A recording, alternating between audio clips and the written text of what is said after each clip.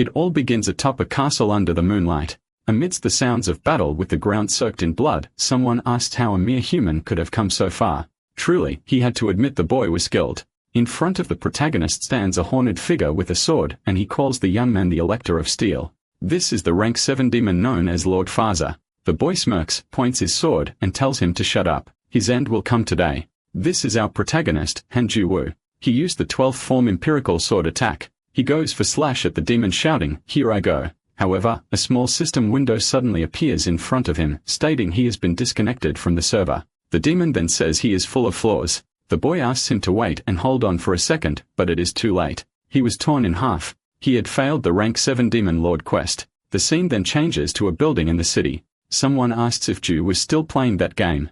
They are debating whether or not to wake him.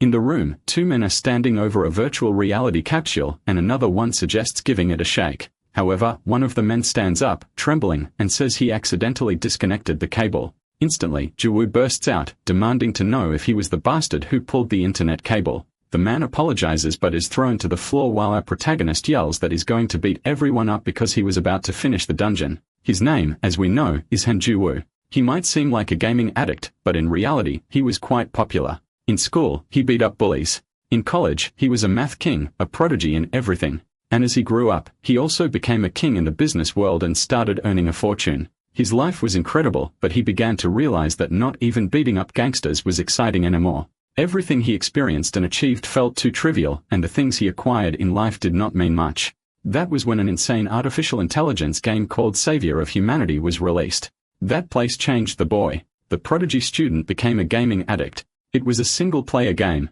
There was no one else, just him in a giant open world. And for this boy who had spent his entire life with books and making money, Steam, this world of magic, dragons, and everything else was an incredible surprise.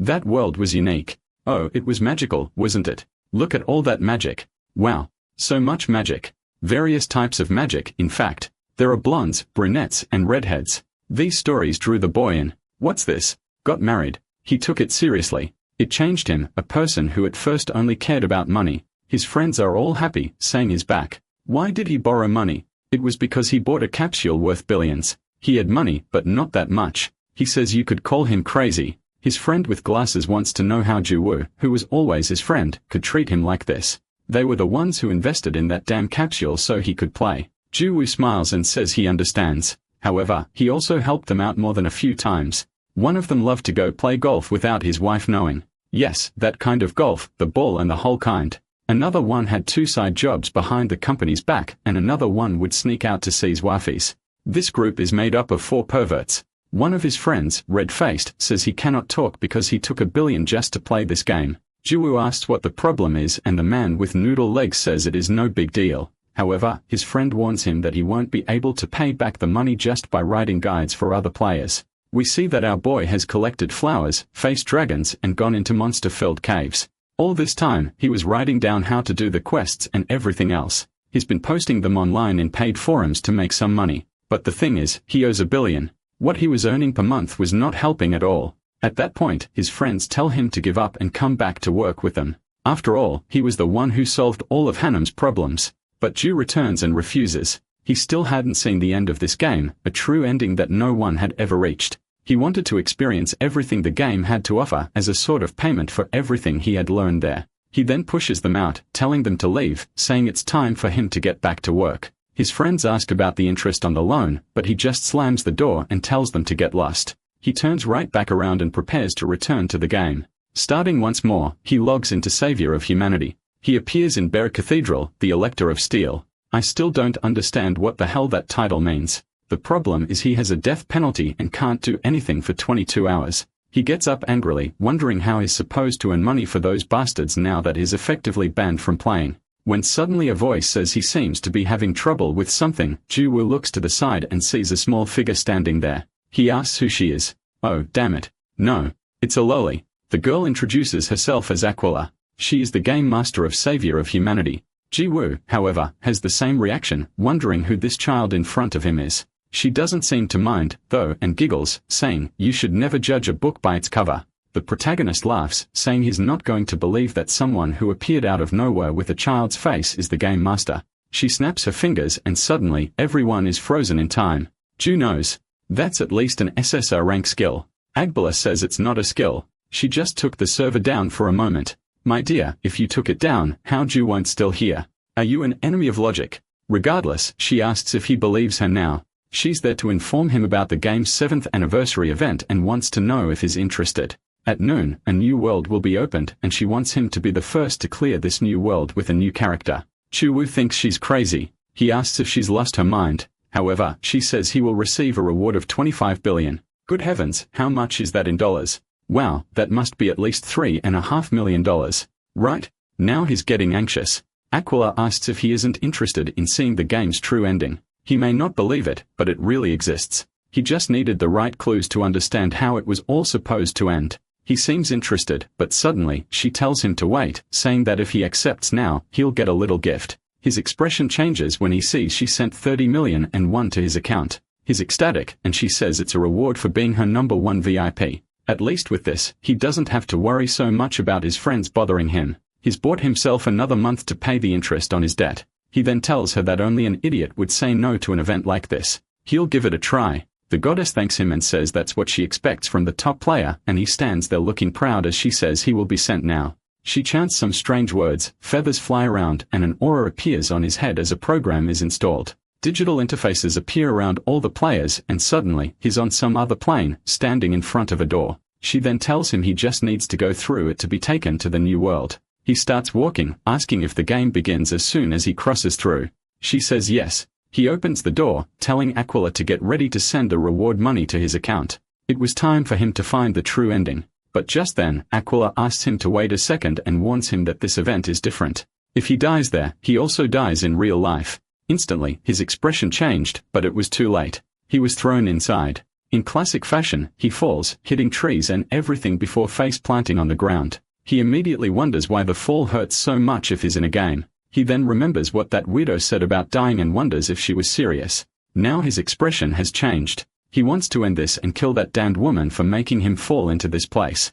And that's how the legendary Elector of Steel restarted the game. Yeah, the boy's life isn't easy. He's walking through the forest, thirsty as hell. That bastard, he'll never forgive her for this. He checks his status window and sees he's severely dehydrated, on the verge of dying from thirst. Not to mention his stats are garbage. What kind of character did she give him? He's only been walking for half a day and is already about to die. What kind of busted game was this? Just then, he hears the sound of water. He turns instantly, calling it the fountain of life and breaks into a run. The boy is thrilled. He thinks, screw Aquila. At least now that I'm dying of thirst, this realistic water is going to be delicious. He starts drinking, wanting more and more and more. However, someone is there arranging her hair. He looks up from the water and peeks over, and there she is with a towel. Instantly, the boy is drooling.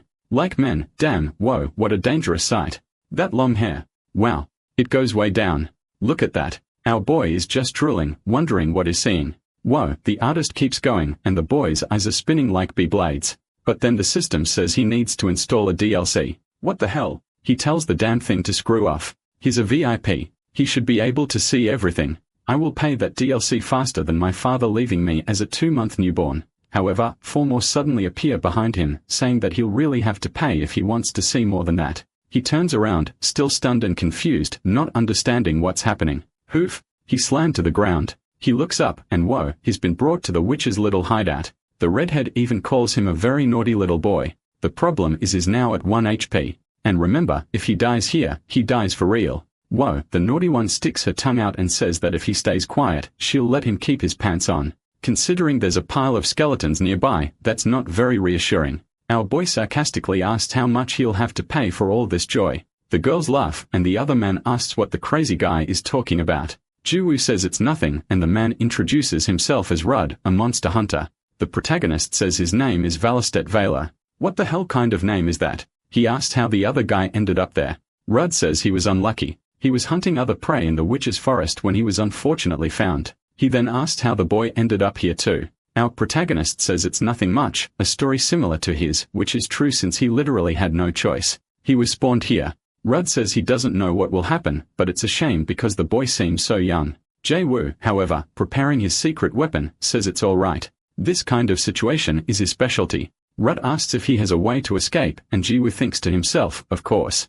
He remembers from his previous playthrough that these same witches had captured him once before. He managed to get free and was the first person to write guide after surviving there for 3 days. These are the 5 witches of Ravel, a title given to them because they live in the Ravel forest. The cute purple-haired one is Gunda, the muscular one with 4 eyes is Caldura, the one with the cute blindfold is Aldada, the blue-haired one with the eye patch is Fugal, and the red-head he saw at the river, the dangerous one, is Kujuju. Even though they appear early in the game, thousands of players end up dying to them, making them quite infamous. 2 of them are already glaring at each other, and he remembers their weak point. They are very poorly organized. My boy is looking quite mischievous, licking his lips as he stares at them. With that, he asks if Fugal is still alive. The system announces that he has provoked her, and she turns around. Our boy says that he heard Hijugu was always saying she was going to kill her. Hijugu tells him to be quiet, but when she glances to the side, she sees Fugu staring, wondering if she really is planning to get rid of her. The provocation works.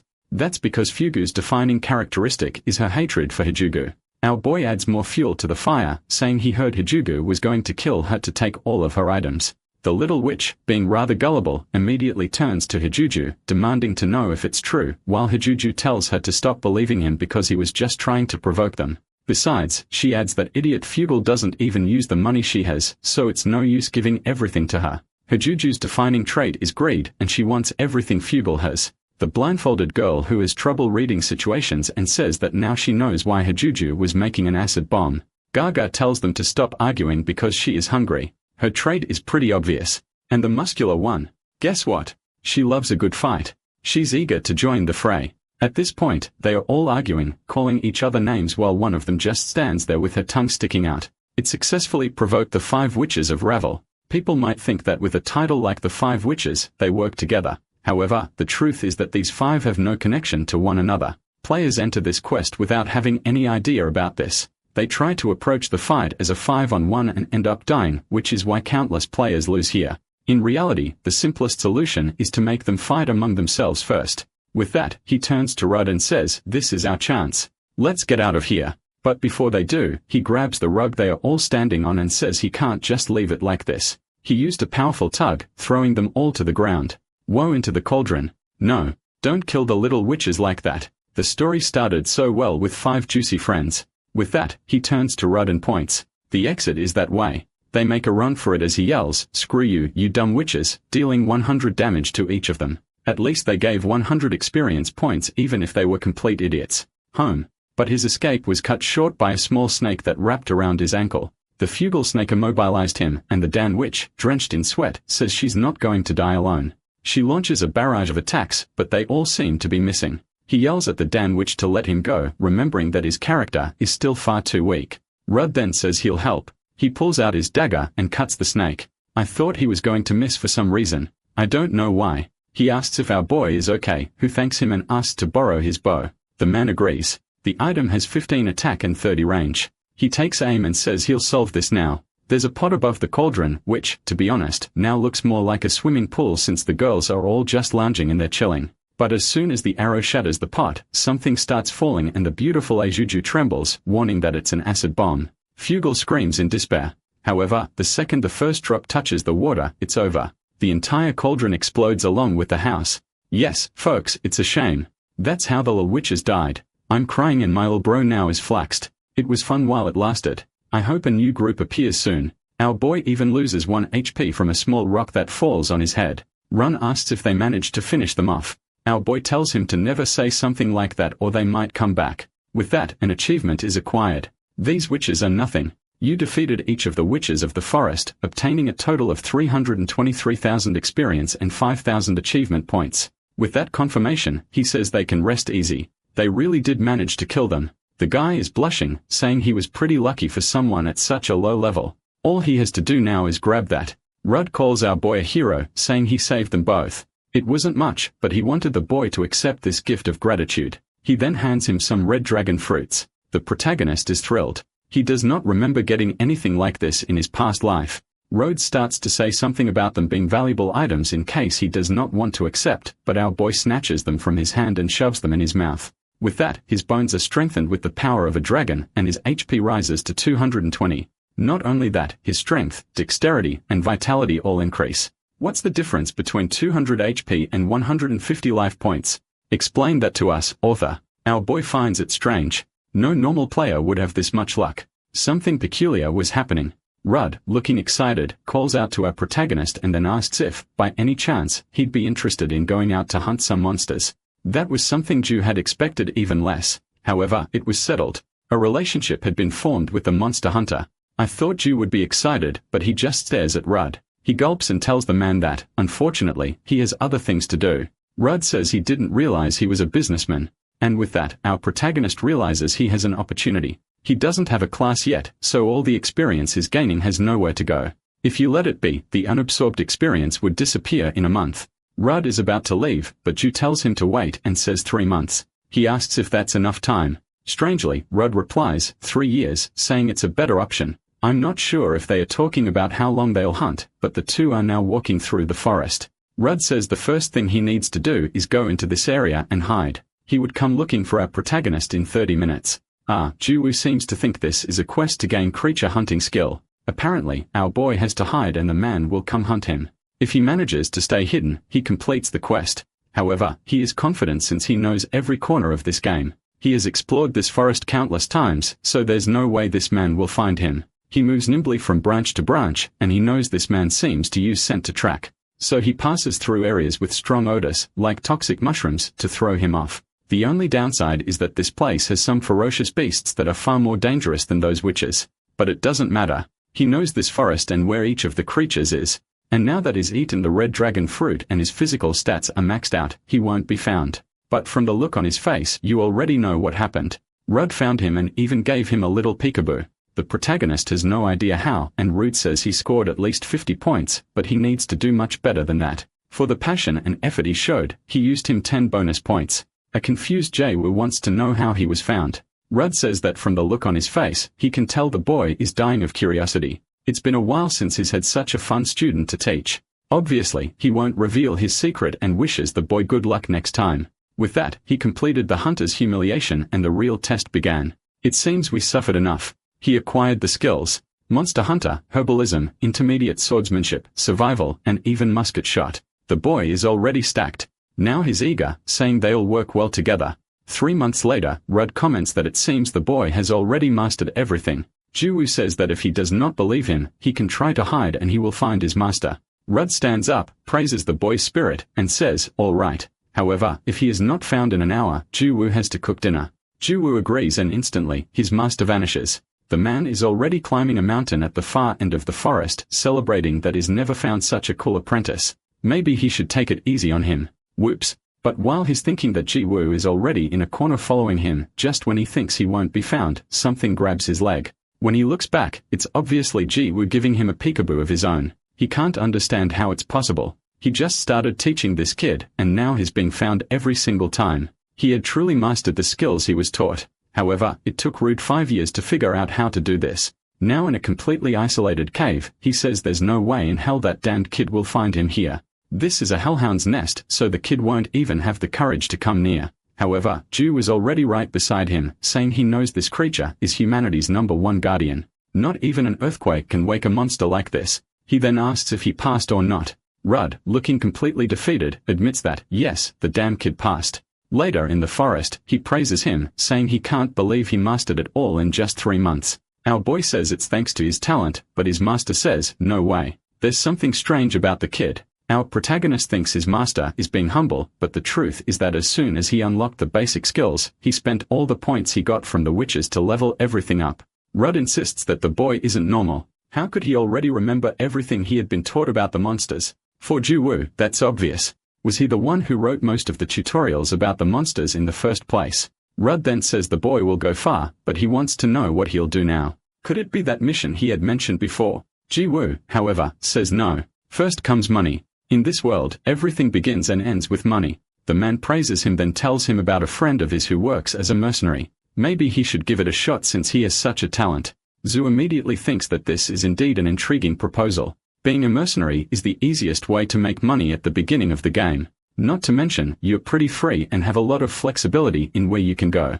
If he gets lucky, he might even end up finding the game's guardians. With that, he immediately accepts, shaking Rudd's hand and saying he'll be a mercenary for sure. The master then hands him a symbol and explains that if he shows it to his friend, he'll be recognized instantly, and he wishes Valestet Vela good luck.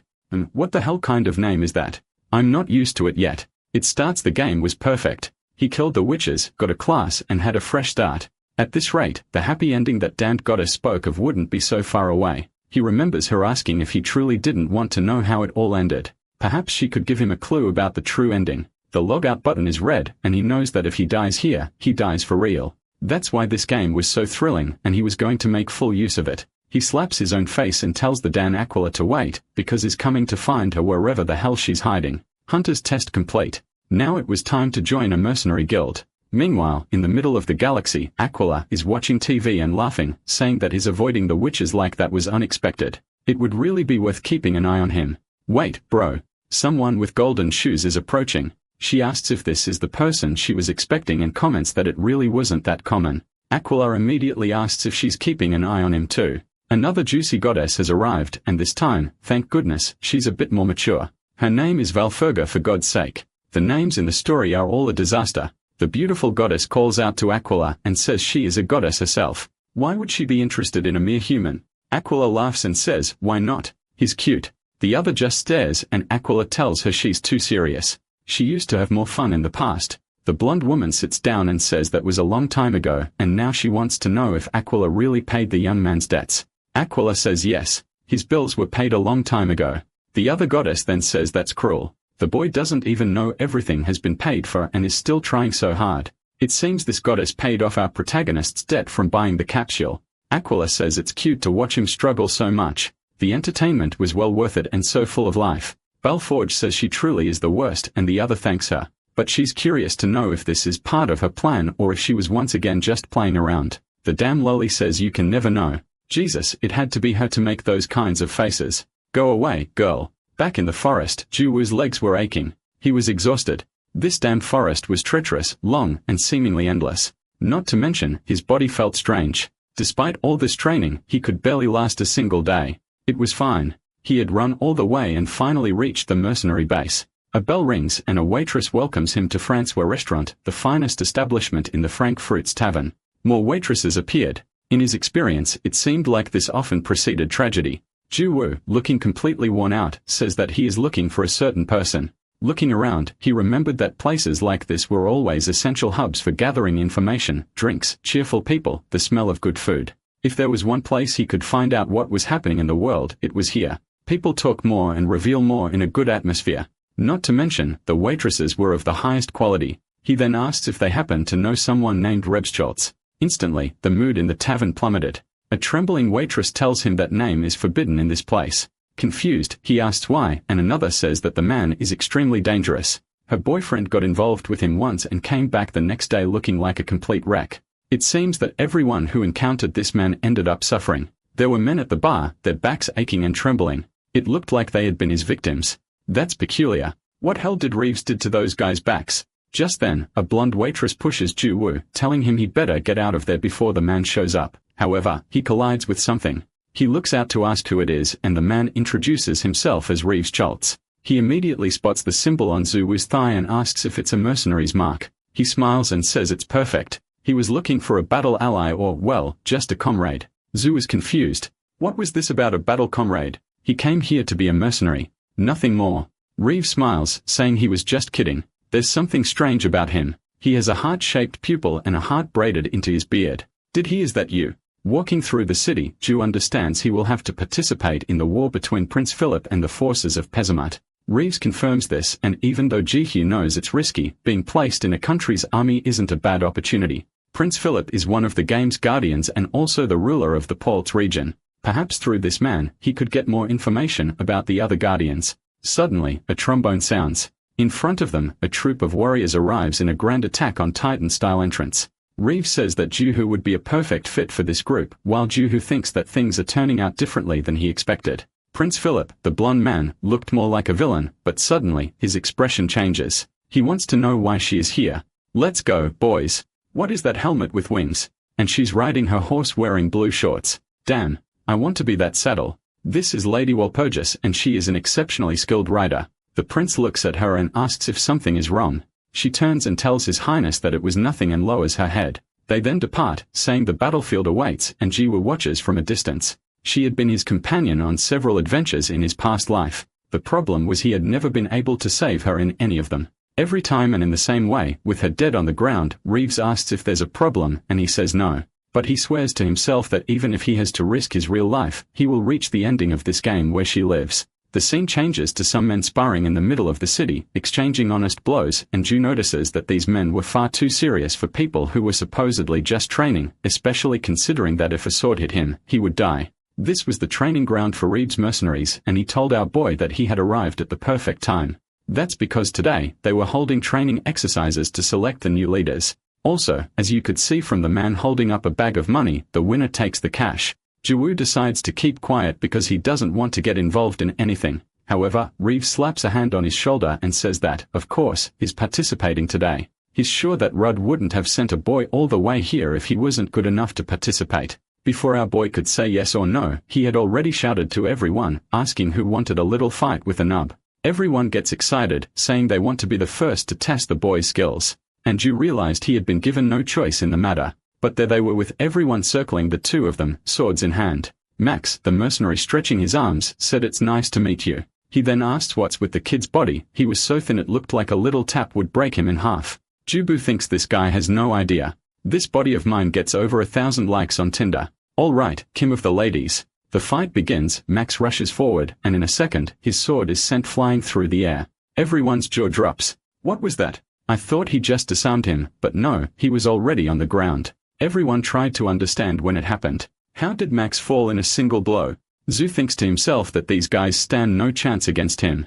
After eating the dragon fruits, he now has the strength of an ogre. The problem was he thought he would discourage everyone, but now they were all even more eager to fight him. The boy's plan to humiliate someone at the start had backfired, but there he goes, showing off his intermediate swordsmanship, finishing off the first one, then using his monster trapping techniques and headbutts on the others. It was easy until a bald man appears and says this is getting ridiculous. A beginner like him couldn't be beating everyone, and now the mercenary Charlotte was going to teach him how to win without weapons. Our protagonist is scared. A guy looked like he was 3 meters tall. It would be best to log out before this fight started to avoid future problems. But, of course, the boy blanked out. He forgot that he couldn't log out. He asked Charlotte to wait a second, saying he has something to take care of. However, the giant comes at him with a massive hand, saying he won't give the boy any chances. Drew realizes these damn mercenaries don't listen to a word he says. But now that they put him in this situation, he'll have to deal with it. One hand on the arm, the other on his clothes, and a pole, he throws him to the ground with a monster destruction technique. The poor bald guy landed flat on his back and was left twisted and unconscious. For defeating Charlotte, he gains another 30 fame points with the group. The weirdo Reeves is just standing there with that ball-shaped chin of his, completely mesmerized. Everyone comes over to praise our protagonist, saying he's the real monster for taking down Charlotte like that. Now everyone is even more eager to fight him and understand what it feels like to face his steel. Just then, Reeves tells everyone to get out of the way. Ji realizes is next, but instead, Reeves pulls an I want you pose saying that Ji-woo is the chosen one. He'll be the new battle leader for the group. Our boy is completely bewildered. He just arrived, so what is this all about? But apparently, things move quickly. Now everyone is in armor, including him. He's in the middle of it all, holding a sword, trembling. With that, he received the mission to reconquer the region of Halfheim. And just like that, they were army against army. Reeves shouts for everyone to get ready, and the army advances. In front of him are some jacked up orcs. Our boy isn't that strong yet, is he? Or maybe he is. What's this? Look at him, moving with his dagger slitting throats. He explains that at this moment, they are aligned with the forces of Prince Philip. Reeves had explained that in this battle, they were obviously up against the orc army, and their mission was simple, steal the commander's military flag. The strategic plan was incredible. They would surround the enemy's attack from all sides, trying to find an opening. Reeves, however, warns that they must keep in mind that orcs are proud creatures. Not only were they strong, but they also had very good organization. And with that, he calls out for Valor Sid Valor and tells the men that he is their leader. And the boy throws himself into the fray of spears, wondering how he became the leader the moment he arrived.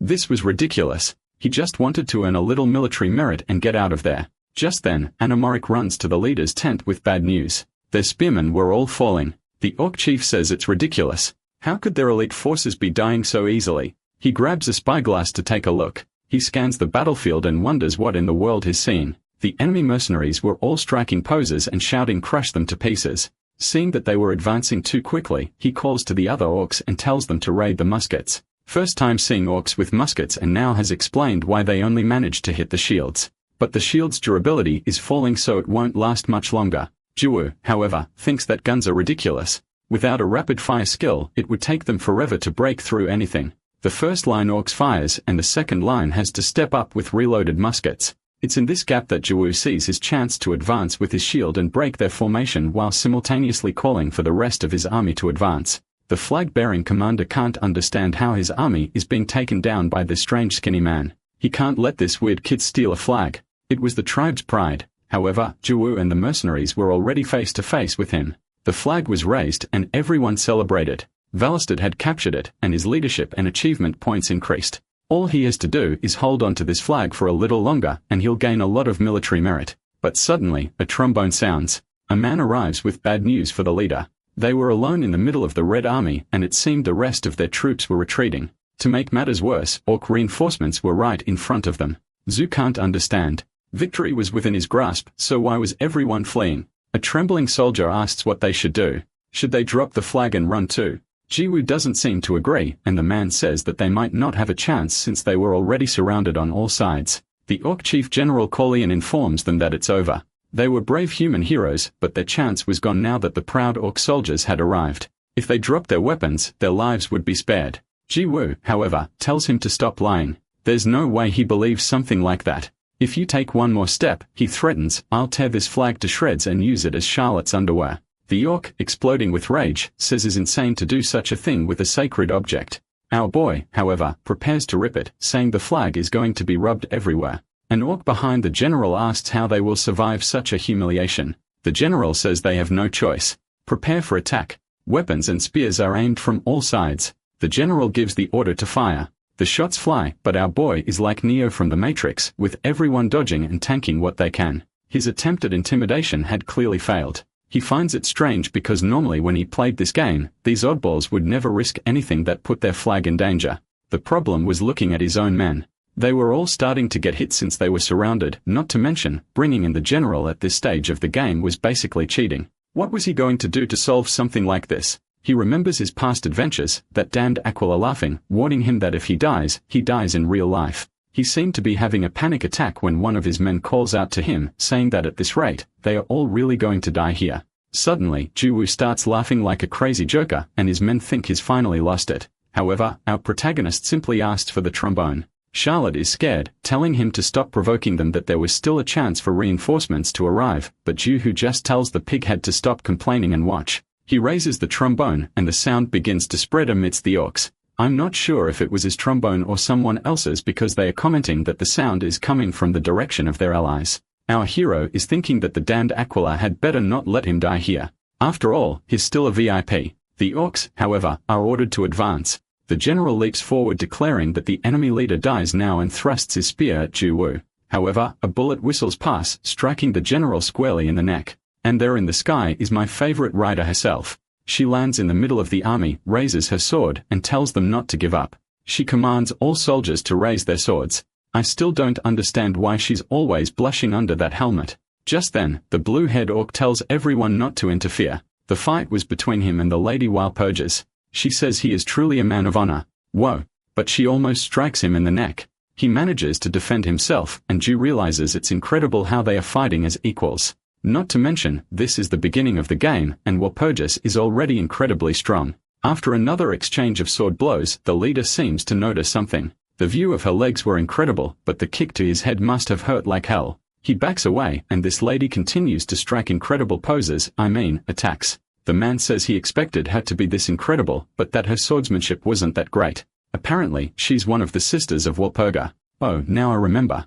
Walpurga is that blonde goddess, and Blue Shorts says she serves her god with a devout heart. The orc seems very interested, and she says it's getting too late. It was time to settle this. She advances once more, but he manages to block the attack. He smiles, coming in for a counterattack that explodes on the ground. But she was already on him. Good heavens. And it looks like she's about to slice him in half. He falls to his knees, saying it was a good fight. I thought the guy was going to be literally split in two. With that, the orcs are terrified that their leader has fallen while our protagonist's army celebrates. The war was basically decided by a fair duel, and the orcs are retreating. Jiwoo was there wide-eyed. Their strongest commander was killed in a single strike, as expected from the Queen of Blue Shorts, and it looks like all the little orcs are scattering in a desperate rush. Just then, she comes to speak to our protagonist, asking if he is the leader of the mercenaries and says she could feel his courage from a distance. Her name is Walpurgis. He takes her hand and says his name is Valor. He has already earned a bit of her respect, and he says that if it weren't for her, he would have died. Unfortunately, at that moment, he was no longer the Elector of Steel, so he had to be a bit more cautious. Walpurgis asks why he is looking down and tells him to look up, and just then, the mercenaries arrive calling his name. They grab the flag and hand it to him. And with that, his credibility within the mercenary group increases drastically. He remembers how when the man was defending the flag, he had rushed past giving orders in the midst of the fight. He trembles and once again starts to laugh, saying it's true. This flag really is his. The scene then changes to the Francois restaurant. Someone enters calling for Charlotte, and it's a little girl with different colored eyes. Our protagonist and Charlotte are there eating, and she immediately rushes to the bald man, asking if he went to war and if he's hurt. Drew asks if she is Charlotte's daughter, but Reeves replies that it makes no sense. Charlotte is only 15. That girl is actually his younger sister. Our protagonist can't wrap his head around how the bald guy is only 15. The blonde then grabs our protagonist's arm, telling him to pay Charlotte's bills since he's all banged up and will have to see a doctor. Though he's still in pain, Charlotte speaks up, saying it's thanks to Valor that they returned from the battlefield alive. Everyone around them also shouts that if it weren't for him, they would have become orc food. Our boy, looking a little shy and awkward, tells them to get back to eating and stop praising him like a bunch of fools. But then, she enters the tavern calling for Valistad Valor. He turns bright red, and the waitress is sweating, wondering what Countess Walpurgis is doing here. The scene then changes to a base on the hearth and border. She informs him that the prince himself wants to see him. It seems he will be rewarded with military honors and the like. He should be incredibly impressed since this is the best thing a mercenary can earn. Who we found it a bit strange that this Walpurgis was much more cheerful compared to the one he knew. He remarks that she seems much happier than he is, blushing like a tomato. She tells him he can just call her Walpurgis since they are friends now. She then tells him to look at the soldiers who fought in the war. Because he managed to win by stealing the flag, he saved many lives. Jiwoo then seems to understand that it wasn't that she had changed. Rather, their relationship had. I don't know what happened in his past life, but there she was defending him. Perhaps she felt more comfortable around him now that he was just a mercenary. And so in front of the tent, she announces that she has brought Valistad Valor. The prince says he's heard of the boy. It's a pleasure, introduces himself as the Elector of Steel. Hey, he is our boy's title. Give it back, you scoundrel. The man's name is Philip, and clearly, he looks more like a villain than a hero. Jiwoo simply says it's good to meet His Highness while noting that facing a true guardian head-on was something else entirely. The prince laughs and says it's amusing that he's being called the assassin of the battlefield. The courage he displayed, they said, was impressive. He was like a lion on the field. Jiwoo says it was nothing special, but the prince says that as a reward, they would receive 100 coins for each of his soldiers and he would receive an additional 300. Our boy thanks him for his generosity but says he has a request to make, and the prince tells him to speak. Our protagonist then explains that he wants to join his comrades and rest in Wittenberg. The prince replies that it's a distant place, but very well he would grant them permission. Zhu thanks him once more, and the prince asks if there is anything else he wants. Our protagonist thinks that normally he would take a step back and retreat. However, glancing at the Queen of the Helmet, he gives a sly smile. He then says he wanted to ask His Highness something. The prince is already getting worked up, and he hasn't even asked the question yet. Our boy hesitates, but he wants to know what the prince is thinking about this war. The room falls silent for a second, and our protagonist realizes that everyone is bewildered by his question. A mercenary shouldn't act like this. The prince counters, telling him to give his own opinion. Jiwoo replies that with his limited perspective, he can't grasp the full scope of things. However, one thing worried him. Suddenly, a strange-looking man on the left laughs, saying that a ridiculous mercenary like him had nothing to worry about. He wasn't qualified to be there giving military advice to someone like the Elector of Steel. Others around the table agree, saying the boy should keep his mouth shut. Walpurgis, however, addresses the prince and says there's a saying that even when crossing a stone bridge, it's good to tap the path before you, basically telling him to be cautious and listen to the boy. The man with the cotton swab hair wants to know why he should listen.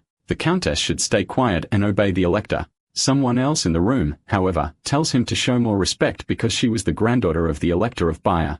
Zhu is pleased. As expected, not even this man could ignore her, and so the prince tells the boy to say what he wants. What was his view, and what problem did he see in this war? Zhu warns that an ambush is coming. The prince laughs and says it's impossible, demanding to know why he thinks so. Our protagonist explains that the demon Pessima has always used strategies involving ambushes and betrayals. The war in the kingdom of Tawa 10 years ago, or even the Battle of Magade, where their leader appeared. The enemy army always use ambush tactics to settle matters, not just ambushes, but also betrayals from the other side. The Elector asks if he is implying there is a traitor in this very room, to which he says he is only suggesting the possibility. It never hurts to be cautious. The prince agrees with the sentiment of caution but warns that the boy is getting very bold. He then tells him to be quiet from now on because the only reason his head is still attached to his body is that Walpurgis supported him. She starts to plead with his highness, but our protagonist just interrupts her and says he understands. She looks at him and he stands up, apologizing for overstepping his bounds. He turns and says he will be leaving. He finds it strange that the prince is so suspicious. Normally, the Elector of Steel is a bit more cautious, but this man was extremely arrogant. Something was different this time. First, there were the dragon fruits that were supposed to appear much later.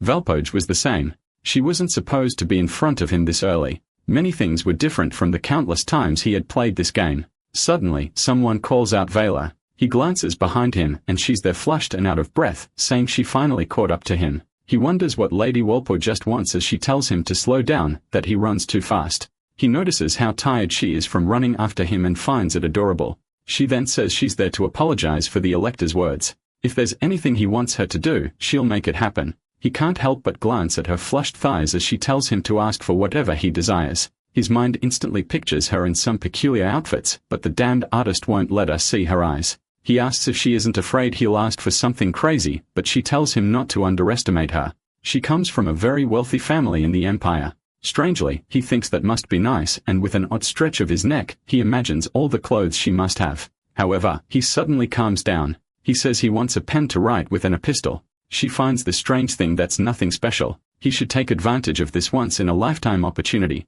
He tells the lady it's fine. Internally crying for not asking her to wear those outfits, he tells himself that a man must remain a gentleman. He would use this opportunity one day to learn from her, for instance, how to ride a horse and things like that. Besides, the pistol was his dream.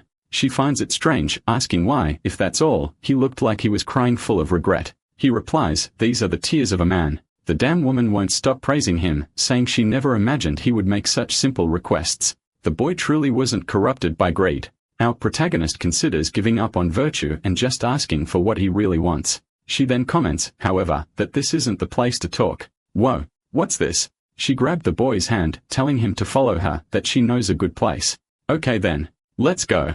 What kind of place is this? He's confused, wondering where the lady is taking him. But from her flushed face, it couldn't be anything bad. The place he was taken to is another battlefield. Damn it. And Prince Philip is already there declaring that today he will kill Pessimat. The demon who is Pessimat tells him to shut his mouth. He could smell the stench of humans from a distance. Just then, another demon appears behind him and tells his lord that everything is ready. However, was he really planning on using that woman? The lord tells him to stop commenting on it, but the servant insists that woman is far too cruel. If they captured the Elector, it would be much better than falling to the hands of that perverted luminatic. Pessima, however, hears something from his ring and says the demon has called.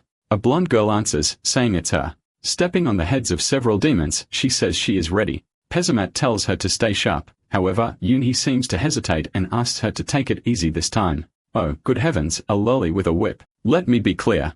Me and my friends and I are not fans of this trope. The girl seems to say she's never gone too far, but, desperate, insists she never holds back. She, however, with a mischievous look, says she never plays rough. She always goes slow and easy. I don't understand what this girl's deal is, but all the demons are terrified of her. The scene then changes to Ji-woo riding a horse through the forest. I thought he asked for a pen, but apparently, he asked for a horse too. This one is from Walpurgis Reserve, and obviously, it's of the highest quality. Not to mention he didn't ask for it, but she still gave him an incredibly good healing potion. Suddenly, something explodes behind him. He realizes it has begun and says he has to run. Even someone as strong as the Elector of Steel wouldn't win this war. He would advance like a complete idiot and be destroyed. And I think that's exactly what's happening because he's already on the ground leaning on his sword while the demons are laughing at him with idiotic expressions. It seems he was betrayed and someone leaked his plans, obviously, just as our protagonist warned would happen. It's that chubby man with the white hair, isn't it? The Elector asks why he betrayed him like this. Was supposed to be an honorable knight of the Empire. The chubby man, however, scoffs that the idiot doesn't understand the situation he's in. He declares that it was the Elector of Steel who betrayed the Empire. He will be arrested, tried for treason, and executed. With that, he approaches, signs as if he will slit his throat, and tells him to understand that he will be the one to take his position. The elector is trembling, saying that no one will believe something as ridiculous as this. Pesamet steps on his head and says that in any case, he won't be around to find out. He then orders his men to arrest the prince, who's trembling and telling them to get away from him. But look who's coming to the rescue. She lands a beautiful kick to his face and Pesamet staggers back. With that, she orders her army to advance and save his highness. They all mount their horses and charge into the fray. Meanwhile, Pesamet sends a message to that strange girl, telling her that the elector is heading in her exact direction. And there she is, that damn girl, saying she's looking forward to his arrival. In front of her is a drooling monster, and she tells her big boy that feeding time has arrived. She's sure they are all starving. She orders them to grab the damn humans and tear them to pieces. But who comes in firing a pistol? Our protagonist immediately recognizes that the damn girl is as always using her zombie dogs. She normally sends them in first to weaken her prey and devour them little by little. Another one attacks from behind. This one looks more like a rat than a dog. With a swing of his arm and a shot in midair, he thinks to himself that he knows Hexax's style all too well. Since there weren't many around him, he figures they probably went after Philip. He doesn't care about that damn blonde man, but the problem is that Lady Walpurgis is in the area. He'll have to run to save the blonde in the tight shorts. At that very moment, she's on the run surrounded by a horde of zombie dogs. The elector is leading the way. The problem is it seems his mana control was somehow broken by something Pazima did. It was a nasty trick, and now he was effectively disarmed. One of the zombie dogs leaves to bite him, and is completely panicked. I thought this guy was going to be more of a badass villain, but is just a coward. Thank goodness for our heroine's timely kick. Right? There's uni special panel for her shorts as she kicks the beast head clean off. She asks if the elector is alright. He thanks her and says he is. She mourns that this is unexplored territory, so they should be very cautious. They continue to advance when someone calls out to your highness. Looking to the side, they see a female soldier being devoured. She's screaming for help, but the prince just trembles and does nothing. It looks like the Lady Walpurgis wants to go back and help, but he calls out to her, saying it's better to leave one or two behind to protect him. The woman being devoured wants to know why she's being abandoned like this, while Philip says she must understand that some lives are more important on the battlefield. Walpurgis, on the other hand, starts to find the way he's acting strange. She really should have believed Vela back then. This situation would have been much easier to handle if they had actually considered there might be a spy. All of this was their fault for ignoring him. But right at that moment, a whip snakes around her neck. It's her Hexax, trapping our queen of the blue shorts. She calls out to his highness, but just as he abandoned the first soldier, he abandons the second. She went bouncing across the ground. Don't hit my blonde like that. And that Philip didn't even look back. He just kept running. Walpurgis, however, is more disappointed that someone as weak as him held the title of elector. Hexax, at that moment, heightens the whip and says it's normal. Alright, that's the end of the story. Thanks for watching. See you in the next one.